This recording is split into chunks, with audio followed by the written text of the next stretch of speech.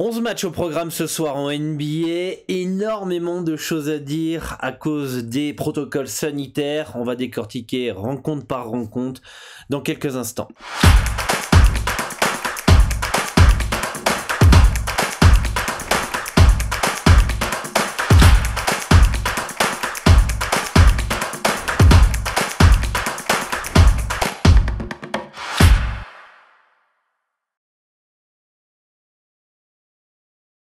Salut à tous, ici Dorado, votre expert en paris sportif, spécialiste basket pour une nouvelle émission. Content de vous retrouver sur YouTube où vous le savez, sur cette chaîne, on vous donne des conseils en paris sportif pour vous aider à progresser et générer des gains. Et aussi on analyse les différentes rencontres NBA pour vous aider à faire vos pronostics ou confronter vos analyses aux miennes. Bienvenue à tous les nouveaux, on a dépassé la barre des 10 000 abonnés, ça fait plaisir et j'espère qu'on va aller taper les 20 000 et les 100 000 etc. Donc si vous n'êtes pas encore abonné, faites-le, cliquez sur le bouton et activez la cloche des notifications pour ne louper aucune des prochaines vidéos et être au courant dès que cette vidéo d'analyse ou des vidéos conseils sortent sur la chaîne. Pensez aussi à télécharger le guide qui est ici à l'écran. Est-ce qu'il s'affiche bien? Tout à fait. Ou il est totalement gratuit, vous le recevez par mail, vous avez le lien dans la description, donc vérifiez bien aussi les spams. Je vous partage mon avis sur les équipes, les principaux départs arrivés cette saison. En plus, vous allez participer automatiquement à une formation NBA totalement gratuite. Vous allez recevoir un mail par jour où je vous dis comment j'analyse, comment je détermine un handicap, une value, les pièges à éviter, les sites, les outils que je peux utiliser pour analyser la NBA. Parce que vous êtes de plus en plus nombreux finalement à vouloir vous lancer dans ce championnat qui est très complexe. Donc j'essaye de vous accompagner du meilleur qu'il se peut. Et rejoignez le Discord. Le lien est aussi dans la description et vous pourrez échanger sur l'ensemble avec l'ensemble de la communauté, moi-même, sur les différents sports. Donc là on est sur la discussion NBA, on a discussion basket ici, discussion football, on partage aussi les différentes absences ici comme vous pouvez le voir, discussion ok, bref c'est plutôt cool. Pensez à vous présenter aussi, c'est la moindre des choses dans le salon des présentations des nouveaux et évidemment comment ça s'appelle, de lire les règles et le fonctionnement du Discord pour le bon vivre tout simplement, tout se passera bien les amis. Donc voilà pour la petite intro et créez-vous un compte sur basket-pronostic.com. Est-ce que je peux vous montrer le travail de ma cousine là cette fois-ci? Est-ce que ça a marché? Voilà, vous pouvez vous créer un compte sur le site, c'est totalement gratuit et en cliquant sur mon compte en haut, est-ce que vous le voyez? Parce que peut-être autant on le voit pas, mais c'est en haut à droite, vous avez mon compte une fois que vous êtes connecté et sur cette partie vous avez toutes les informations avec les pronostics gratuits, les dernières promotions, etc. Donc allez-y, créez-vous un compte et consultez cette page régulièrement pour suivre un petit peu les différentes actualités sur basket-pronostic.com. On va à présent partir sur le petit récapitulatif de la veille, les amis. Les récapitulatifs de la veille en NBA. Alors qu'est-ce qui s'est passé hier? On n'avait pas beaucoup de matchs. Il veut pas s'enlever ça, voilà. On avait donc les Nets qui sont imposés après prolongation face aux Raptors de Toronto. KD a bien joué sur cette rencontre. Les Raptors ont été accrocheurs, ont fait un gros troisième quart-temps, clairement, pour justement prendre les devants, mais les Nets n'ont rien lâché. Bref, ça va en prolongation, tout ça. Curry qui devient le meilleur shooter de l'histoire à 3 points en passant Ray Allen hier, et ça a permis aux Warriors de s'imposer face aux Knicks. Et enfin, après prolongation, donc une deuxième prolongation, les Suns qui s'imposent à Portland dans un match qui n'a pas été si simple que ça pour les deux équipes. Donc voilà, dites-moi en commentaire ce que vous aviez. Personnellement, je n'avais rien parié hier soir, il n'y avait rien qui m'intéressait. Je trouvais pas la carte vraiment intéressante et value. Donc voilà. On va partir sur la première rencontre. On va aller prendre le petit plan ici. Voilà. Hop. Voilà, Cleveland face à Houston. Alors Cleveland, c'est l'équipe un petit peu surprise cette saison, ça joue bien, beau collectif, c'est solide, énormément de profondeur face à une équipe de Houston en reconstruction qui difficile de savoir un petit peu quoi penser de cette équipe de Houston. Début de saison, ça enchaîne quoi? 15 défaites d'affilée, puis ensuite ça en gagne 7 de suite. Plutôt accrocheur dans les défaites dernièrement. Bon. Une équipe qui est capable de se prendre une branlée aussi hein, contre Memphis. J'ai un peu l'impression que c'est un peu tout ou rien avec cette équipe de Houston. Soit ils peuvent être accrocheurs et rester dans l'handicap de plus 8,5, soit se faire complètement exploser. Cleveland, je pense qu'ils sont capables de passer le H de moins 8,5 avec un beau collectif, une belle adresse, une bonne défense, etc. Après, on va pas s'enflammer non plus sur les Cavs. Je sais que bon, je suis fan de Cleveland pour ceux qui savent, mais un moins 8,5 Cleveland, repensez début de saison. Début de saison, là c'est le premier match de la saison, on vous nous met un moins 8,5 Cleveland, certes à domicile face à Houston, on va trouver que c'est quand même un poil abusé. Évidemment, il y a eu des matchs, évidemment, il y a comment ça s'appelle, ils ont montré de bonnes choses les Cavs, ils vont sûrement jouer le playing et espérer les playoffs, mais est-ce que ça s'enflamme pas un petit peu avec les Cavs en ce moment? Alors ils tapent Miami, mais il manquait Jimmy Butler et Adebayo, donc du coup tout de suite ça aide. Mais j'ai pas, comment expliquer, j'ai besoin qu'ils me prouvent en fait que ce genre de match ils mettent la fessée en fait. C'est un peu ça, c'est que j'ai envie de voir est-ce que Cleveland, les matchs qu'ils doivent gagner, les matchs que ils sont plus forts, est-ce que ils mettent la fessée, est-ce qu'ils gagnent en patron ce match de ce soir, voilà. Et est-ce que c'est un coup oui, un coup non, ou est-ce que à chaque fois qu'il y a une équipe de merde qui arrive chez eux, ils les tapent en patron? Et ça, je sais pas trop. Je trouve que le moins 8,5 est plutôt bien placé. Logiquement, les Cavs sont largement favoris face à cette équipe de Houston. Donc pour moi, il n'y a aucune value dans cette rencontre. C'est plutôt bien placé. Alors moi, qu'est-ce que j'ai mis comme handicap sur cette rencontre? Cleveland, j'ai mis un moins 8. Donc c'est exactement quasiment mon handicap. Donc pour moi, il n'y a pas de value. Il n'y a pas de value dans ce match-là. Le deuxième match, on va partir sur Orlando. Orlando face à Atlanta. Orlando face à Atlanta. Atlanta, ça te choque. Hein. Franchement, ça te choque. Ça a perdu contre Houston en se faisant éclater dans le 4e quart-temps. Je m'attends quand même à une réaction de la part d'Atlanta quand même.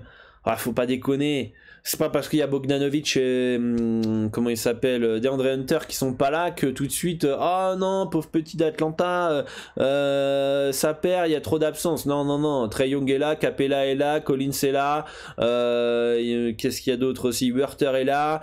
Bref, la majorité des bons joueurs sont présents, donc sincèrement, ce soir tu repères à domicile, non c'est pas à domicile, c'est à l'extérieur, pardon, à Orlando.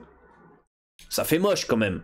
Ça fait moche, sachant qu'Orlando, eux, ouais, ils sont en reconstruction et en plus ils ont des blessés. Fultz, Isaac, Michael Carter-Williams, je peux vous dire que quand ces trois-là vont revenir, Orlando ça aura quand même sûrement plus de gueule, déjà. Etwan Moore, c'est un bon joueur, il avait fait des bonnes perfs au Pélican. Et on a Mo Bamba qui est incertain ce soir. Faut pas déconner. Atlanta, ça doit gagner ce soir. Est-ce que le moins 8 est intéressant ? Je pense que oui. Je pense que Atlanta, s'ils sont sérieux, ils sont capables de gagner de plus de 10 points. Seul danger, c'est que c'est à l'extérieur. C'est à l'extérieur, mais comme ça vient de perdre contre Houston, je m'attends quand même qu'ils mettent les ingrédients pour s'imposer. On va vérifier quand même s'il n'y a pas eu des petites infos qui sont tombées entre temps. Vous pouvez voir la liste des blessés, quoi. C'est quand même incroyable en NBA avec les protocoles sanitaires et tout ça. C'est quand même un beau bordel. Ouais, non, il n'y a pas plus d'informations que ça. Donc globalement, à part Bogdanovic et Hunter qui sont pas là, à mon avis, Atlanta est plutôt au complet. Donc un Hawks à 1,31 à mettre dans un combo, dans un combiné recomposé, peut-être intéressant. Je sais plus, c'était l'année dernière, je crois que c'est l'année dernière où Atlanta ils menaient tout le match contre Orlando, ils se font éclater. gros comeback et ils gagnent à l'arrache à Orlando. Les Hawks, c'est pas une équipe vraiment où on peut avoir vraiment confiance en soi. En fait, ils ont le talent pour taper Orlando, clairement, mais bizarrement, il y a de la nonchalance dans cette équipe qui m'énerve. Mais pour moi, un Atlanta 1-31 dans un combo recomposé, la plupart du temps, hop, ça fait 75% de probabilité de gagner. Je pense que 8 fois sur 10, ça va gagner ce match-là. Donc il y a une légère value sur les Hawks, je pense quand même. Donc voilà, pour ma part, sur ce match-là, préférence Atlanta qui ne doit pas déconner. À un moment, il faut gagner des matchs que tu dois prendre en patron pour te rassurer. Philadelphie face à Miami. Philadelphie face à Miami. Alors, où est le match? Eh ben, ils ont retiré les cotes. On va essayer de recharger ça. Est-ce qu'ils vont nous remettre les cotes? Non. Bon, bah, c'est pas grave. On va analyser cette rencontre malgré tout. On va espérer que les cotes s'affichent. J'ai plus ou moins en tête ce qu'il y avait. En opening, Philadelphie était sorti à moins 5,5. Avant de commencer la vidéo, était à moins 7,5 pour cette nuit. Face au Heat, Miami toujours privé de Jimmy Butler et de Bam Adebayo. En plus, il y a Tyler Herro qui est forfait dans cette rencontre-là, donc ça fait 3 joueurs majeurs absents pour Miami, donc ça commence à faire beaucoup pour le Heat. Évidemment, ces absences-là porte vraiment forcément préjudice à cette équipe du Heat que je vois pas forcément s'imposer face à cette équipe de de Philly et encore moins à Philadelphie, hein, on peut le voir ici, Butler, Adebayo, etc. Je pense que les Sixers vont s'imposer dans cette rencontre.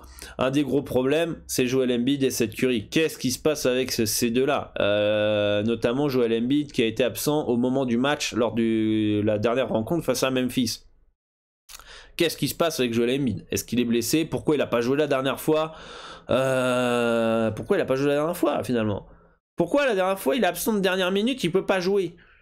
Mais là, 2 jours après ou 1 jour après, s'il va pouvoir jouer contre Miami, bon, c'est assez bizarre.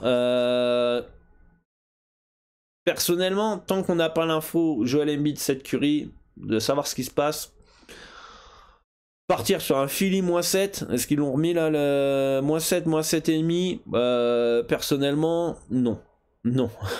Tant que je sais pas que Embiid est là, non merci, je ne touche pas à cette rencontre. Donc rejoignez bien le Discord pour qu'on puisse vous partager les informations, mais participez aussi, attendez pas que les autres partagent les informations. Si vous avez l'info, partagez-la, cherchez-la aussi dans votre côté, partagez-la du côté des autres membres, et si vous n'êtes pas expert basket, au moins partagez sur le salon où vous êtes expert. Voilà, donc n'attendez pas forcément tout le temps que les autres fassent le travail pour vous. Donc voilà, moi préférence Philadelphie évidemment, en sec dans un combo recomposé, on devrait avoir une cote, s'il est à -7,5, on devrait avoir une cote comme Atlanta à 1,31, 32, et ça se met dans un combo recomposé si Embiid est présent évidemment.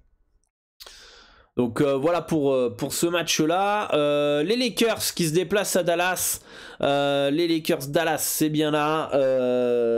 Les Lakers qui sont sortis, je crois, légers outsiders dans cette rencontre.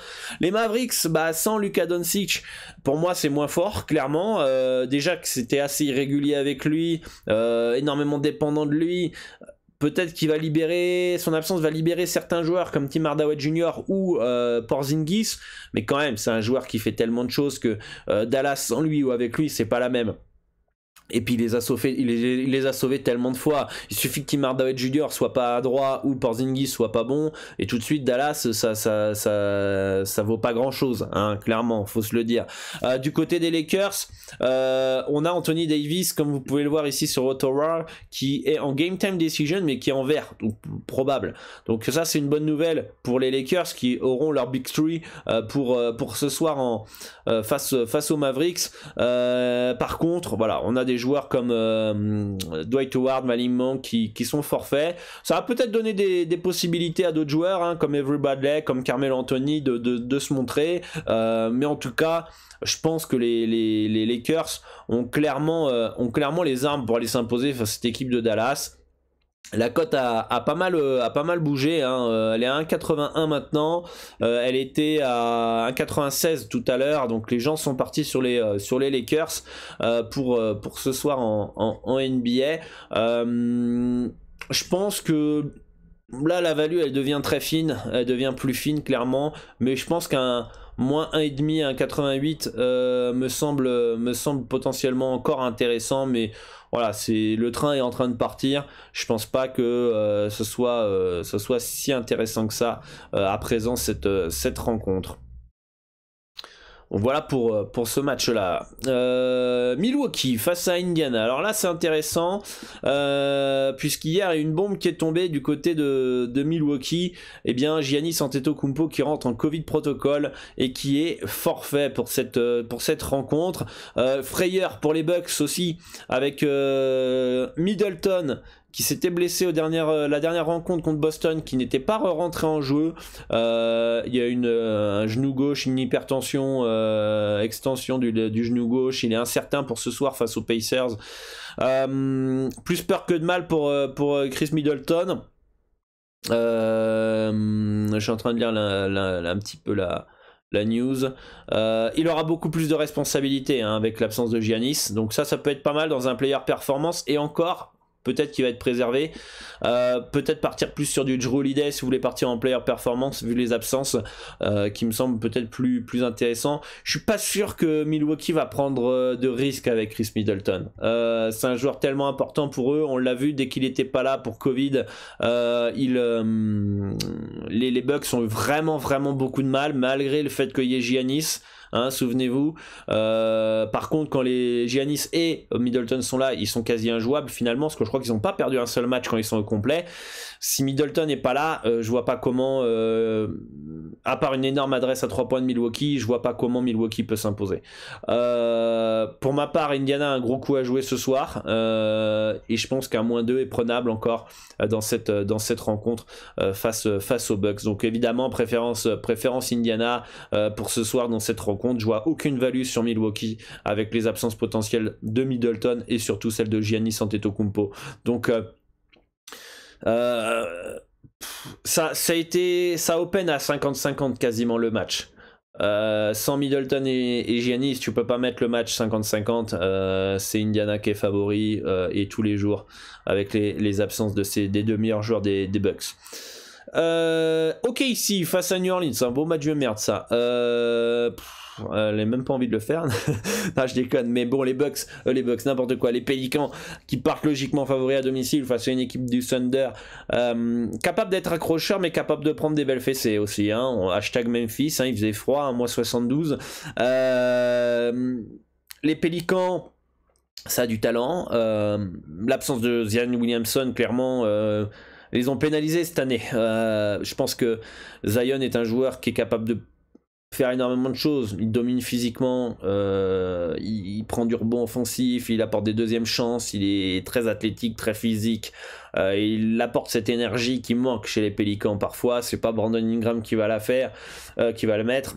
Donc voilà, pour moi, Pélicans part logiquement favori à domicile. Ça devrait gagner la plupart du temps entre 1 et 10 points d'écart.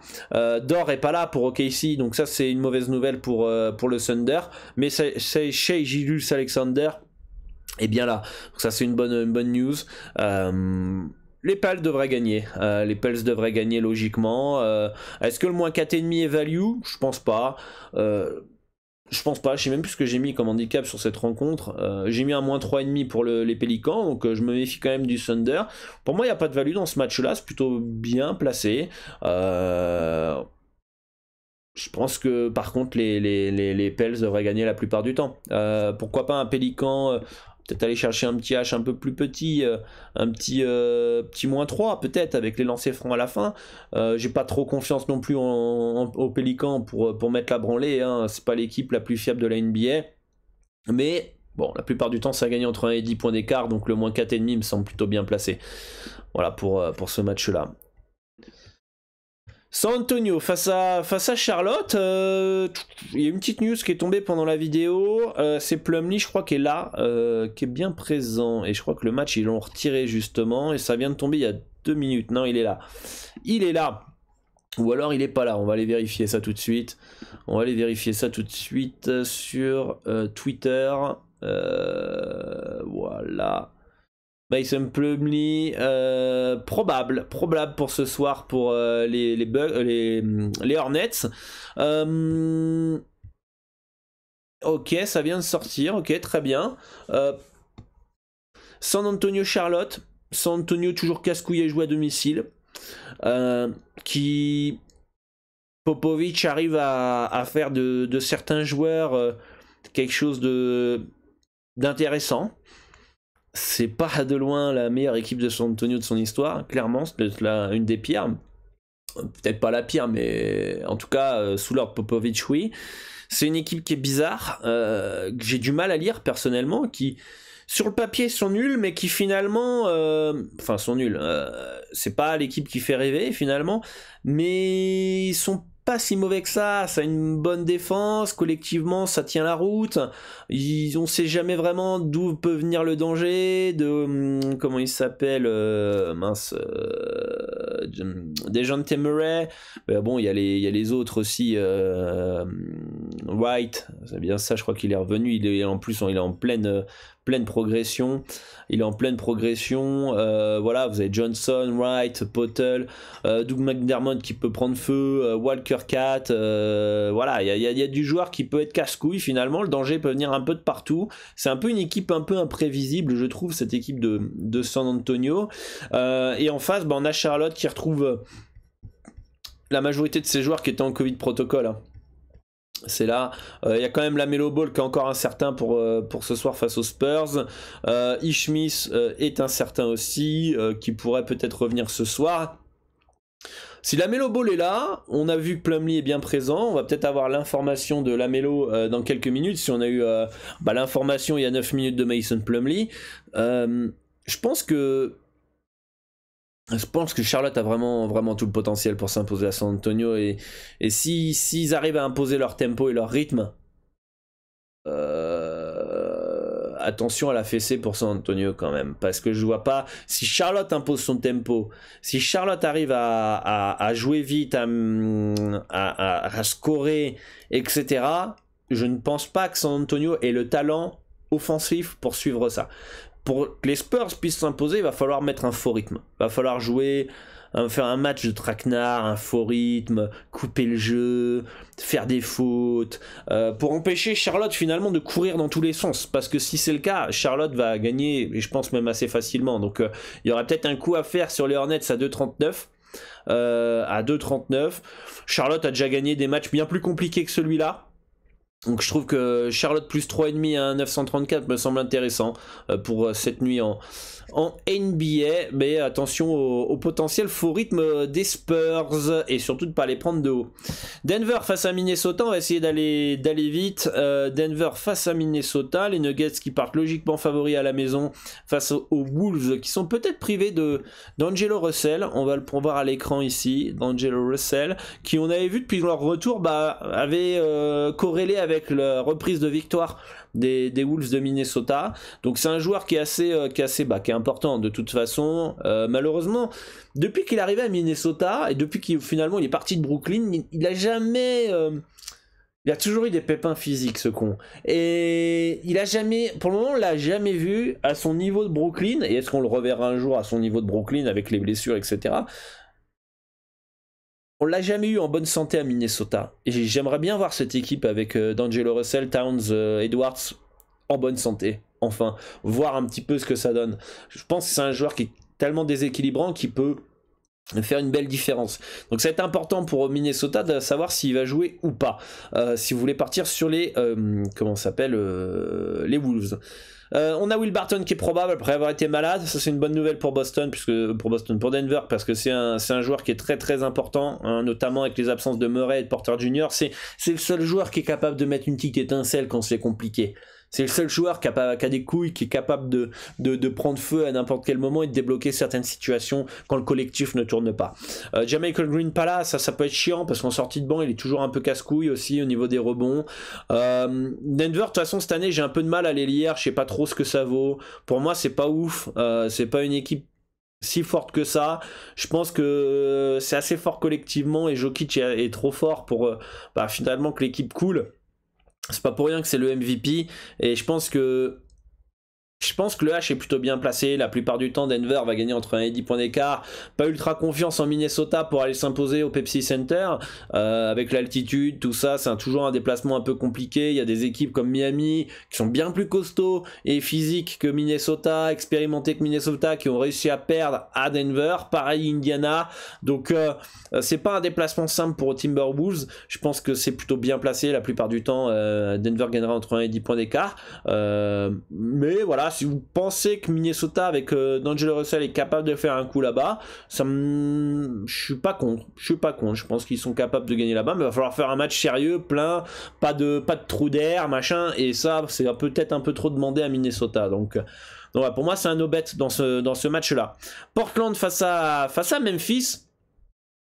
Portland face à Memphis. Ils sont où? Portland-Memphis, c'est bien là. Memphis qui est favori à Portland. Memphis, depuis que Ja Morant est blessé, ça joue hyper bien, ça gagne même plus qu'avec Ja Morant. C'est toujours surprenant de voir ça. De voir que quand ton meilleur joueur est pas là, bah, ton collectif il explose finalement, parce que bah, je pense que Ja Morant il va apprendre de cette blessure et il va se dire, ah ouais, en fait j'ai des bons gars autour de moi et j'ai pas besoin de monopoliser tout ça, j'ai pas besoin de marquer 30 points par match, je peux leur faire confiance et je peux faire tourner la balle. Et je pense que c'est ce qu'est en train de montrer à mon avis les coachs de Memphis, parce que quand vous êtes blessé, vous êtes beaucoup à faire du travail vidéo. Donc je pense qu'il est en train de se rendre compte qu'il a des forts coéquipiers autour de lui et que va falloir faire confiance aux autres. Parce que je trouve que Memphis, collectivement, c'est bien meilleur sans lui qu'avec lui. Et avec lui, c'est trop monopolisé, c'est trop stéréotypé. Et il y a des joueurs comme Dylan Brooks, comme Jaren Jackson Jr. qui explosent pas parce que ils monopolisent trop de choses. Ce soir, il joue Portland. Portland qui est en crise. Portland qui joue sans CJ McCollum. Portland qui a perdu après prolongation hier face à Phoenix. Un Damian Lillard qui revient de blessure. Ça pue une mise au repos de Damian Lillard quand même. Si jamais il a un peu mal ou que le club souhaite le préserver, je pense que Damian Lillard pourrait être absent cette nuit. Et ce qui expliquerait pourquoi Memphis soit autant favori à Portland avec un -3,5. Parce que il n'y a pas la prolongation d'hier. Il y a Damian Lillard qui est en pleine santé. Je trouve quand même que le -3,5 il est un peu abusé. Il est un peu abusé. Et à l'extérieur, c'est jamais simple d'aller gagner à Portland. Et on l'a vu pour Phoenix hier quand même, ils ont galéré. Malgré l'absence de Devin Booker. Donc, mais le calendrier de Portland rassure pas. Quelle santé pour Damian Lillard? Est-ce qu'il va être préservé ou pas? La prolongation hier, la bonne dynamique de Memphis. Tout ça fait que ce match-là, pour le moment, j'ai pas envie de le toucher. J'ai envie d'attendre de voir. Bien, est-ce que Damian Lillard va être là ce soir? Comment vont répondre physiquement les Blazers? Comment est l'ambiance aussi? On a Cody Zeller aussi qui est pas là. Ça, c'est une absence de taille, notamment dans la raquette. CJ McCollum pas là. Personnellement, pas fan de cette rencontre. J'irai pas forcément sur Memphis parce que si Lillard est là et puis prend feu et que autour ça met dedans les Covington, les Nurkic et tout ça. Je me dis que Portland pourrait gagner, ce ne serait pas la surprise de l'année. Donc pour moi, c'est un beau no-bet dans cette rencontre.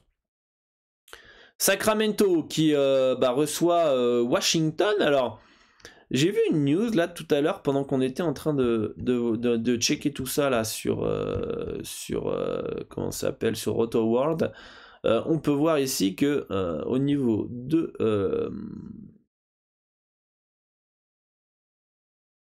voilà, Alvin Gentry a été testé positif au Covid-19 et qui ne va pas coacher mercredi face à Washington.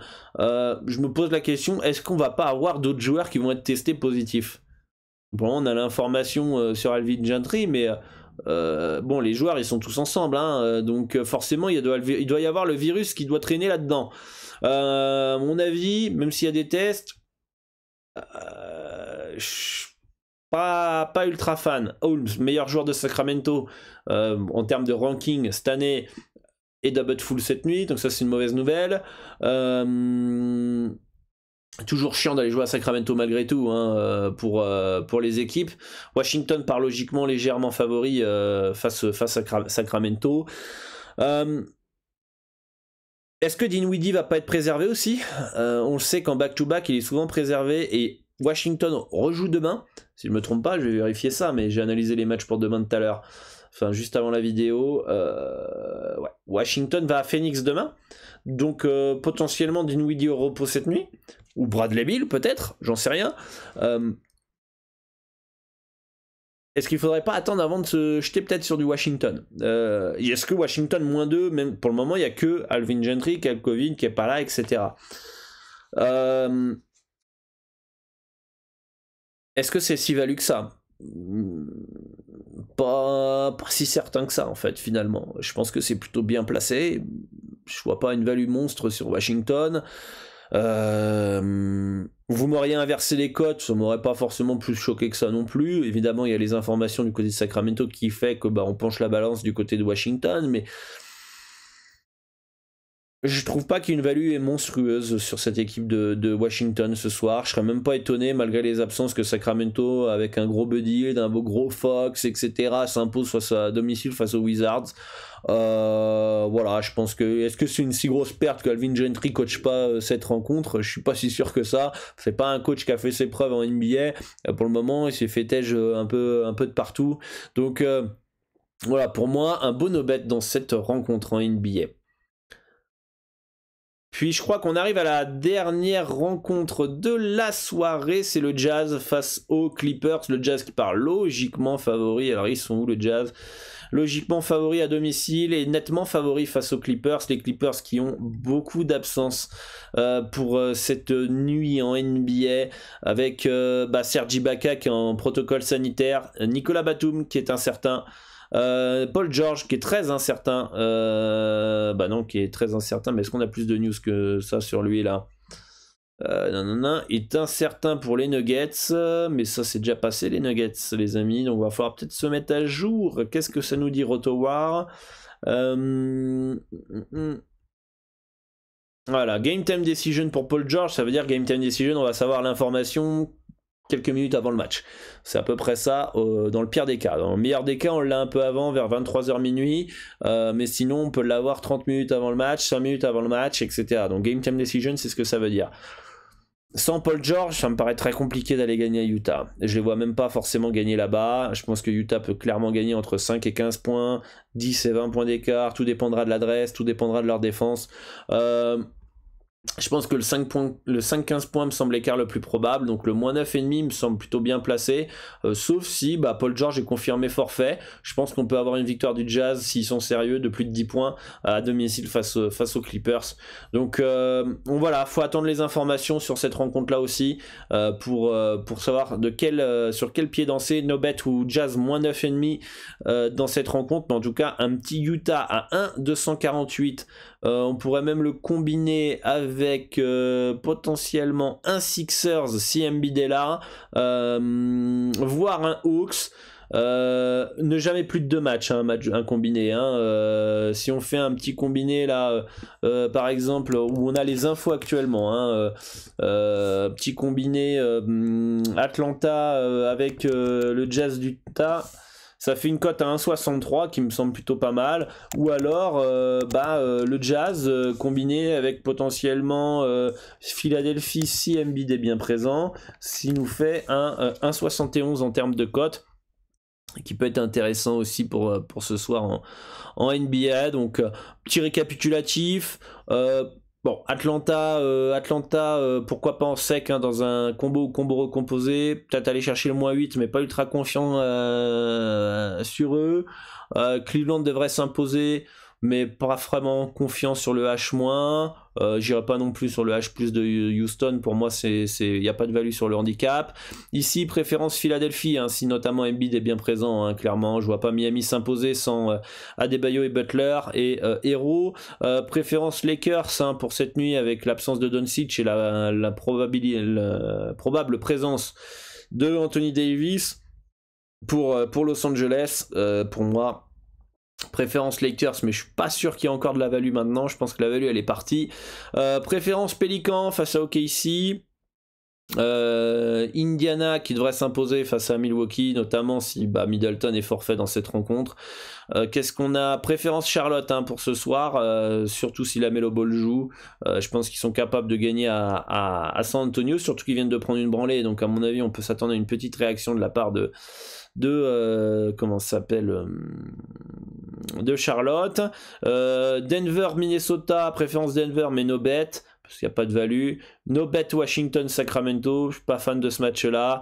On a dit le Jazz à 1,248 dans un combo recomposé me semble intéressant, encore plus si Paul George n'est pas là, et un moins 9,5, pourquoi pas intéressant si Paul George est absent.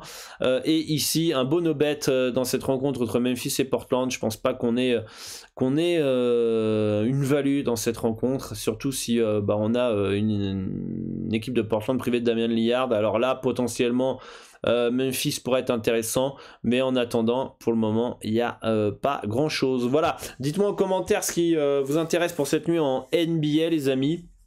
Un plaisir de vous lire, un grand merci à tous pour votre soutien, vos likes, vos partages, vos commentaires. Et puis moi je vous dis à demain pour une nouvelle émission sur la chaîne YouTube, et bonne chance à tous pour vos pronostics. On se retrouve sur le Discord pour échanger sur les différentes cartes NBA et sur les différents sports et notamment voilà, je vous dis bonne chance et à demain. Ciao ciao.